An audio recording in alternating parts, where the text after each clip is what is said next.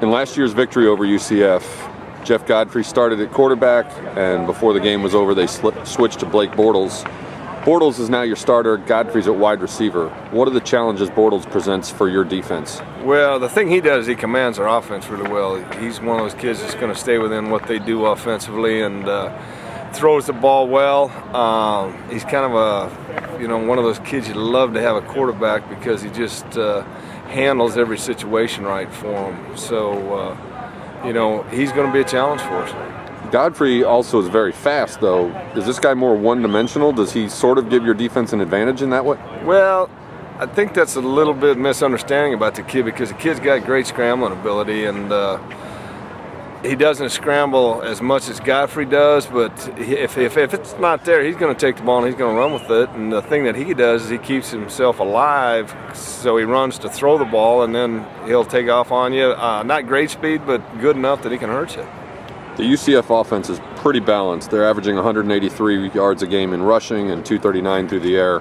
What concerns you the most when you look at these guys on film? Well, anytime I take a team apart, you got to stop the run game first. The thing that scares you about this team is if they can establish their running game on you, then they'll open up their play action pass game. And, you got to go in with the idea that, hey, we're going to stop the run first, get them into long yardage situations where we can control the situation in the game at that point, and then take your shots with your fire zones and things like that. So the biggest concern is stop the run game first. You mentioned the running. They've got two guys who seem to have most of their yards. Murray is averaging about 107 yards a game. Johnson's almost 53 yards a game. Are they similar style backs, or is there a real contrast that your defense will have to adjust to when they go from one to the other? Nah, they're both pretty similar. They're big backs. They're slasher type backs. A lot like that kid down in Houston. Same style of back as that. But I think they're two of the best running backs in the league. So that doesn't concern you as much. But it's tackling those guys. They're big backs. UCF is the least penalized team in Conference USA. Is that indicative of a level of discipline that will take away some things you can attack with your defense? Well, I never worry too much about that. They play within what they do. I think they're a well-coached football team. They're going to try to take advantage of what you give them. They're pretty patient in what they do, and they've got a philosophy. They're going to run the football. They do what they do, and they stay with that philosophy. So you got to beat them doing what they do.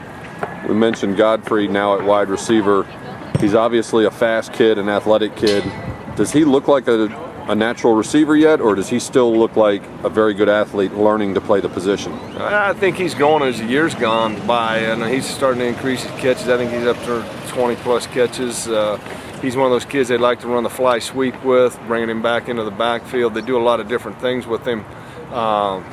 Just a really good athlete who's developed into a good wide receiver, And I've always said, anytime you got a good athlete, he's a threat, and you got to be aware of where he's at. When you beat UCF last year, they ran 80 offensive plays to 47 for SMU. Are the schemes such that balance is likely to repeat itself, or is that something you have to alter this year? Well, I think 80 plays would be too much, especially with that offense. You'd like to limit them to around 65, but they're a ball control team. They're going to take possession time away from you. The biggest thing is you want to get a lot of 3 and outs against them and get them off the field. You want that punter out there most of the game if you can get it. Last year you got 3 sacks, one each from Taylor Reed and Spike and Stephon Sanders. With a more traditional pocket quarterback in there this year, does that set you up to attack more aggressively? Well, we're going to attack. That's what we do. And, coaching defense with a run and shoot offense, you don't see tight ends and fullbacks, so you got to compensate for that with your fire zone packages and things like that. But, we're going to get after him. He's a traditional pocket quarterback, but he's also got great escapability. He's one of the better quarterbacks we've faced this year, except for maybe the kid from A&M as far as getting out of trouble in the pocket. So I think that's a big challenge for us to keep him in the pocket, make him throw, and if he doesn't throw, get sacks. Through most of the season, your defense has played really well.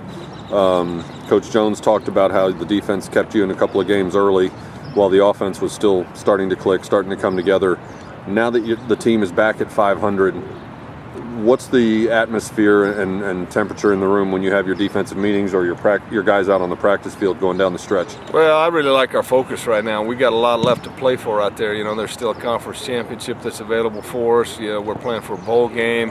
Like I've always said, November is a critical time in college football. That's where you pick up the rewards for the year of hard work and all those things. So the mentality of our kids is really strong right now. I like where we're at.